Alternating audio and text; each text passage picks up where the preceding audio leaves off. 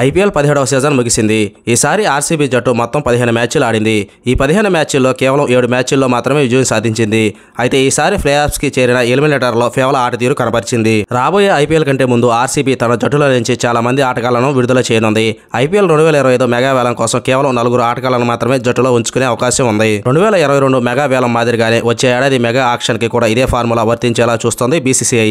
Mega వేలానికి ముందు కేవలం 4 ఆటగాళ్లను మాత్రమే రిటైన్ చేసుకునేందుకు అనుమతిస్తే ఆర్సీబీ ఈ 4 ఆటగాళ్లను రిటైన్ చేసుకోవచ్చు. ఇప్పుడు ఆర్సీబీ రిటైన్ చేసుకునే ఆ 4 ప్లేయర్స్ ఎవరో తెలుసుకుందాం. నెంబర్ 1 విరాట్ కోహ్లీ. ఆర్సీబీ జట్టు బ్రాండ్ ప్లేయర్ విరాట్ కోహ్లీ కాబట్టి ఈసారి కూడా ఫ్రాంచైజీ కింగ్ కోహ్లీని నిలబెట్టుకోవడం ఖాయం. ముఖ్యంగా ఈ సీజన్లో ఆర్సీబీకి అత్యుత్తమ ప్రదర్శన ఇచ్చిన కింగ్ కోహ్లీ 15 మ్యాచ్ల్లో 741 రన్స్ చేశాడు. Number 2 Will Jacks. ఈ ప్లేయర్ ను కూడా ఆర్సీబీ కొనసాగించే అవకాశం ఉంది. ఎందుకంటే ఆర్సీబీ తరఫున కేవలం 8 మ్యాచ్లు ఆడిన జాక్స్ ఈసారి ఓ సెంచరీ, హాఫ్ సెంచరీతో 230 రన్స్ చేశాడు. నెంబర్ 3 రజత్ పాటిదార్. ఆర్సీబీ జట్టు పాటిదార్ను 3వ ఆటగాడిగా ఉంచుకోవచ్చు. ఎందుకంటే ఈసారి 15 ఇన్నింగ్స్ ఆడిన పాటిదార్ 5 హాఫ్ సెంచరీలతో మొత్తం 395 రన్స్ చేశాడు. అందువల్ల మిడిల్ ఆర్డర్ కు ఆర్సీబీ రజత్ పాటిదార్ ను కొనసాగించే అవకాశం చాలా ఎక్కువగా ఉంది. నెంబర్ 4 మహమ్మద్ సిరాజ్. ఈ ఐపీఎల్ సిరాజ్ ఆశించిన స్థాయిలో ప్రదర్శన చేయలేదు. అయితే 14 మ్యాచ్ల్లో 12 వికెట్లు తీశాడు. అలాగే టీమిండియా బౌలర్ కావడంతో సిరాజ్ ఎప్పుడు కావాలంటే అప్పుడు మళ్లీ లైవ్లోకి రాగలడు. అందువల్ల ఆర్సీబీ 4వ ప్లేయర్ గా మహమ్మద్ సిరాజ్ ను కొనసాగించే అవకాశం ఉంది. హాయ్ క్రికెట్ లవర్స్, మన వీడియోస్ ని చూస్తారా కానీ లైక్ చేయడం లేదు. ఈ వీడియో కానీ నచ్చితే ఒక లైక్ చేయడం మాత్రం మర్చిపోకండి. అలాగే ఆర్సీబీ జట్టు ఏ ప్లేయర్స్ ని రిటైన్ చేసుకుంటే బాగుంటుందో మీ అభిప్రాయాన్ని కామెంట్ రూపంలో తెలియజేయండి.